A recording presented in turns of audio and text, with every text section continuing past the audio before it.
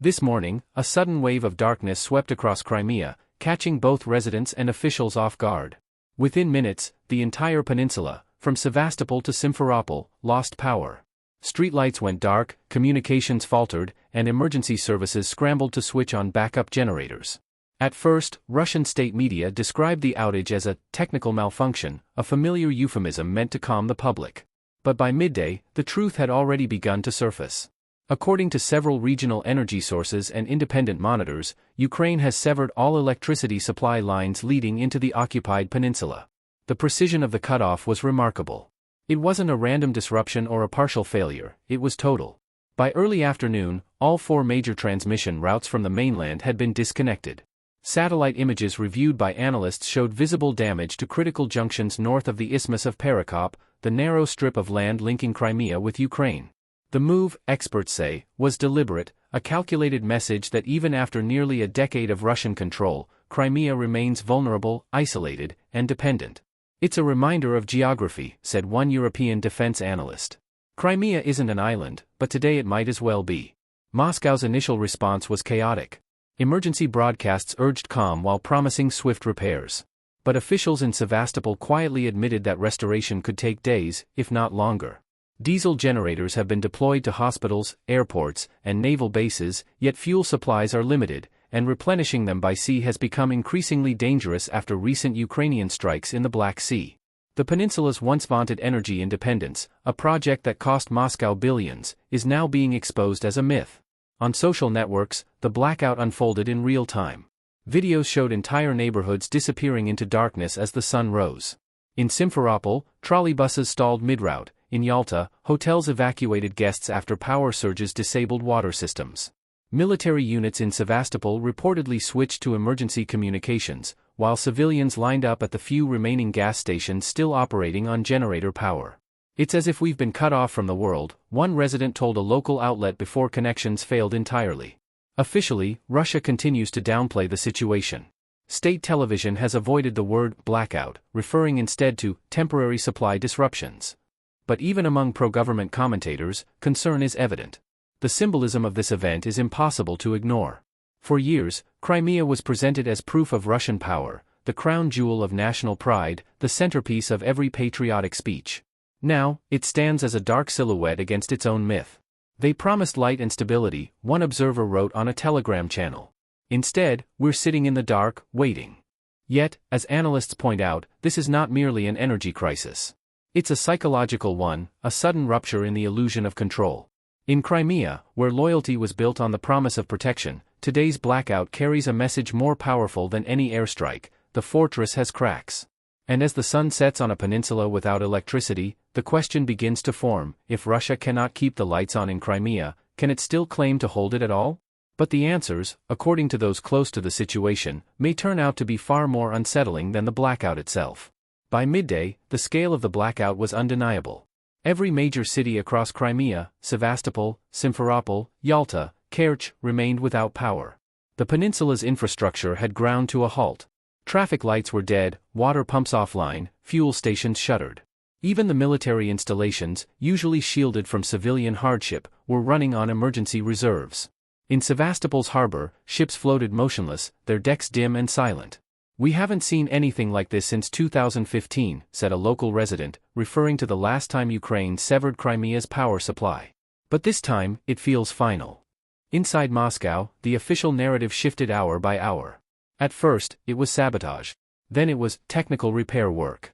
Finally, by early afternoon, the Ministry of Energy was forced to admit what everyone already knew: the external transmission lines from Ukraine had been temporarily disabled. The phrase was careful, almost theatrical, as if describing an inconvenience, not a total collapse.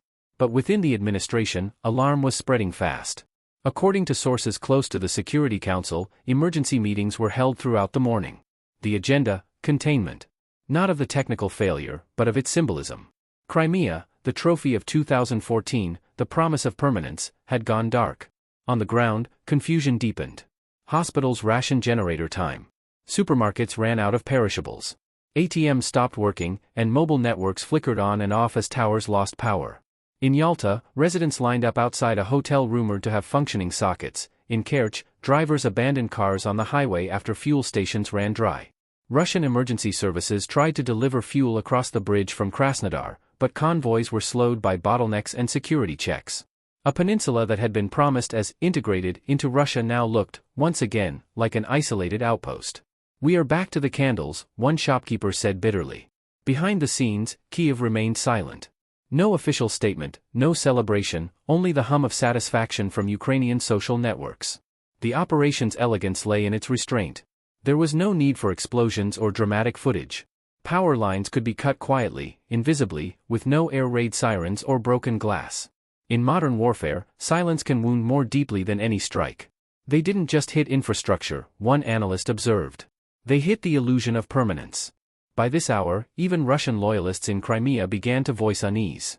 Bloggers once known for their patriotic zeal now posted appeals for clarity. "We were told that Crimea could stand on its own," one wrote. "Where is that independence now?" Posts like these didn't last long before deletion, but their tone marked a shift, from faith to doubt. Moscow noticed. The order went out to regional media, no discussion of energy dependence, no comparisons to 2015, and no references to external vulnerability. But censorship cannot light a street or power a home. Each hour in darkness makes disbelief spread further than any rumor. Meanwhile, foreign analysts are calling this blackout one of the most strategically symbolic moments of the year. Not because of the loss of electricity, but because of what it reveals, the limits of Moscow's reach. Billions were poured into Crimean infrastructure after annexation, yet the peninsula still relies on fragile lines and promises. The blackout is proof that even after a decade, Russia's grip remains dependent on external systems it cannot fully control. And as the hours pass, the mood in Moscow grows heavier. Officials publicly insist on stability but privately ask the same question: what happens if the lights don't return soon? For a government that built its legitimacy on control, every minute of darkness chips away at authority. The war was meant to project strength outward, now it's revealing weakness at home. And though few dare to say it aloud, some in the administration are beginning to suspect that the blackout may be only the beginning of something far more destabilizing. By early afternoon, the crisis had entered a new and more dangerous phase. Internal reports reviewed by the Ministry of Defense confirmed what local engineers already knew: all 4 high-voltage lines supplying Crimea from Ukraine had been severed beyond immediate repair. Restoration, officials admitted privately, could take weeks. The peninsula's backup generators, hurriedly installed after the 2015 crisis, were never designed to sustain full-scale operation. Their fuel reserves, according to sources inside the Energy Ministry, would last no more than 3 days. What began as a temporary disruption was quickly transforming into a full-blown humanitarian and political emergency. Inside Sevastopol, military officials tried to maintain order as frustration spread. The city's naval command switched to blackout protocols, cutting non-essential power to conserve fuel for radar and communications. But the morale among officers was reportedly collapsing. "Even the base is in darkness," said one contact inside the Black Sea Fleet. "We can't see the coastline, and neither can they." It was a metaphor that resonated far beyond the port, a government suddenly unable to see its own limits. In Simferopol, the civil administration struggled to project calm. Loudspeakers in city squares repeated state announcements about planned power redistribution, a phrase that did little to reassure residents watching food spoil and water pressure drop.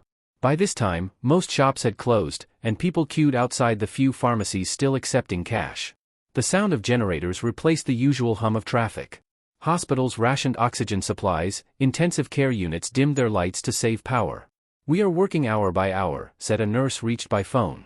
"But no one tells us when this will end." Meanwhile, in Moscow, the political fallout intensified. Insiders describe a fierce argument inside the presidential administration between military planners and energy officials. The former demanded an immediate retaliatory strike on Ukraine's power grid. The latter warned that escalation would expose Russia's own vulnerabilities, that Moscow's western territories were just as dependent on fragile infrastructure. The debate ended inconclusively, but one phrase reportedly hung in the air: "We can't turn the lights back on with missiles." It was the first time in months that a senior official dared to question the logic of force. The financial impact also began to surface. With tourism halted and logistics paralyzed, regional banks reported massive withdrawals. Cash shortages loomed, prompting emergency shipments from the mainland. Yet even the Crimean bridge, Moscow's proud symbol of permanence, faced its own limits. Heavy convoys bringing diesel and supplies caused congestion that stretched for kilometers. Local drivers spoke of waiting 12 hours to cross. "We are connected," one trucker said grimly, but not supported. At the same time, signs of quiet descent began to appear. Residents organized spontaneous checkpoints to protect fuel deliveries, accusing local authorities of diverting supplies to military facilities. Telegram channels, once filled with patriotic slogans, now carried open complaints. "They told us Crimea was safe forever," read one deleted post. "Now we can't charge a phone." State media responded with predictable rhetoric, blaming foreign interference, but the audience had changed.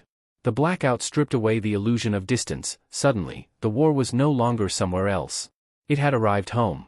Foreign observers note that Ukraine's silence in this moment is part of its strategy. Kyiv's restraint denies Moscow a clear narrative of aggression, forcing the Kremlin to explain its own helplessness. "The brilliance of this operation," said one Western analyst, "is that it forces Russia to fight shadows, not armies." The deeper message is psychological: no fortress is impregnable, no occupation irreversible. And as daylight fades, even Moscow's loyal broadcasters cannot disguise the truth. The peninsula remains dark. The generators are failing. And within Russia's own power structure, something more vital than electricity is beginning to flicker: confidence. The blackout is no longer just a story about Crimea. It is a mirror, reflecting the fragility of an empire built on control, now confronting the one thing it cannot command: uncertainty. For those watching closely, the question is no longer how long the power will stay out, but what will be revealed when the lights finally return. By mid-afternoon, the blackout had entered its most volatile stage yet. What began as a technical failure had turned into a full-scale crisis: political, logistical, and psychological. The peninsula was now surviving hour by hour on scattered generators and improvised fuel lines.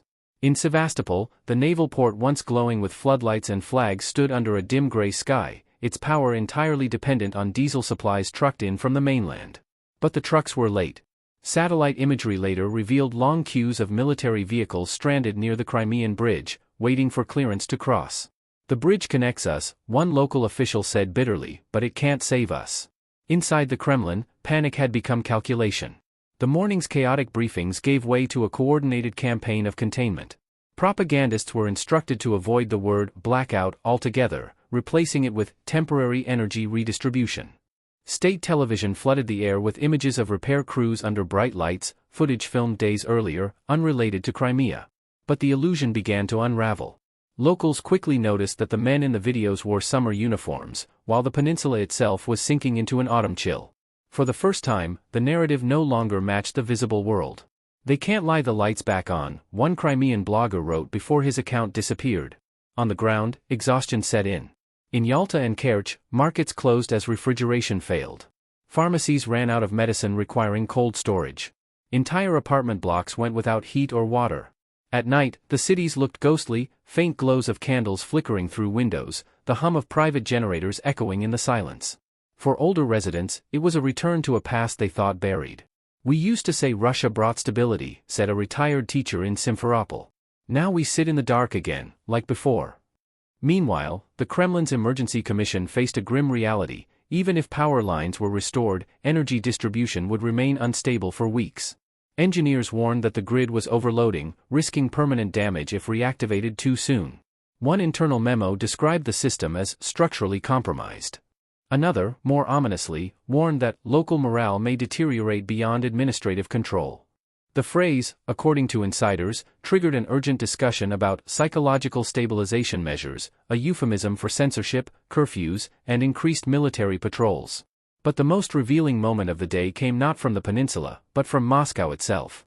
During a private briefing, a senior official reportedly asked a question that froze the room: "If we can't secure Crimea's power, how can we claim to hold it?" No one answered. The silence that followed said more than any report could. For the first time since 2014, the myth of irreversible control had cracked, not from foreign intervention, but from within. As evening approached, Russian officials rushed to display normalcy. The president's spokesperson declared that Crimea remains fully supplied with essential resources.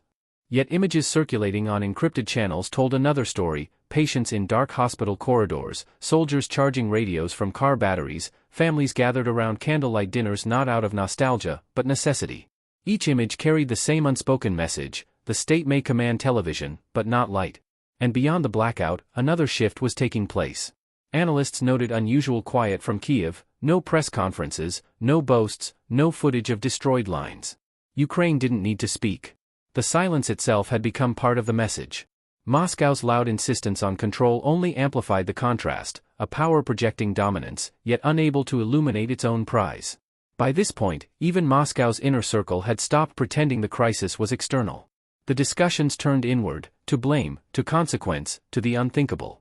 The blackout was no longer just about Crimea's energy, it was about the limits of empire, and the fragility of faith inside a system built on the illusion of permanence. And as darkness stretched once more across the peninsula, it seemed clear that what went out in Crimea today was more than electricity. It was certainty. And once lost, certainty is the hardest thing to restore. As the day drew to a close, the last glow of sunlight disappeared over a peninsula still shrouded in darkness. Official statements from Moscow continued to insist that power restoration is proceeding according to plan, but by now even loyal audiences had stopped believing. Across Crimea, silence hung heavy, not only the silence of powerless cities, but of people realizing that the center they trusted can no longer deliver. "We waited for the light," said a woman in Sevastopol, "but instead, we got truth." Inside the Kremlin, the mood had shifted from urgency to fatigue. Emergency task forces remained in session, yet each new report sounded identical to the last: fuel shortages, communication breakdowns, growing unrest. The Ministry of Energy blamed technical sabotage, the Ministry of Defense warned of psychological operations. But behind these phrases lay a simpler, more dangerous reality: the government had no plan. What was once Moscow's greatest symbol of triumph, Crimea had become its most glaring vulnerability. The blackout was no longer an event to manage, it was an exposure. Meanwhile, on the ground, Crimea adapted to its new rhythm. Bakeries rationed bread. Hospitals ran on dwindling diesel reserves. Families cooked on open fires. In Simferopol, volunteers began delivering candles and bottled water door to door, forming small networks of support where state structures had failed. It was an eerie inversion of the system's core belief, that only the center could organize, sustain, protect. "We stopped waiting," one young volunteer told an independent reporter. "We realized no one is coming." That quiet self-organization, born of necessity, carried an energy of its own, something that no command from Moscow could replicate or suppress. By this hour, satellite images of Crimea's blackout had already spread across international media, a dark peninsula surrounded by a ring of light from neighboring regions. The contrast was striking, almost poetic, a reflection of isolation rendered visible from space. In European capitals, analysts read it as a strategic message from Kyiv; in Moscow, it was viewed as humiliation. "They didn't destroy our infrastructure," one Russian insider admitted. "They destroyed our illusion." The idea of Crimea as untouchable, eternal, safely within Russia's grasp, extinguished in a single day. Even within Moscow's ruling circles, that realization is beginning to take root. Some officials have quietly suggested negotiating limited technical cooperation with Ukraine under humanitarian pretexts. Others dismiss the idea as unthinkable. But the debate itself is telling. For the first time, the question is no longer whether Russia can hold Crimea militarily, but whether it can hold it functionally. Power, in every sense of the word, has become the central metaphor, and its absence speaks louder than any broadcast. As evening turns to night, the images from the peninsula resemble something out of another era: candlelit windows, hushed streets, the faint hum of generators. A civilization forced into pause, confronting the limits of its myths. In Moscow, speeches will continue, promises will be made, and by morning, the machinery of propaganda will try once again to transform darkness into discipline. But those who lived through this day will remember differently. They will remember how quickly the light can vanish, and how little power truly means when the state that claims to possess it cannot even switch it back on. This is not just a story of infrastructure or war. It is the story of a system meeting its reflection, a regime that measured strength in control, suddenly stripped of it. The blackout may end in days, perhaps even hours. But the realization it sparked will remain. Because what went dark in Crimea today was more than a grid. It was the illusion of permanence. Stay with us. What happens when the lights return will not mark a return to normalcy, it will reveal what normal has become in a country learning, at last, that even empires can flicker.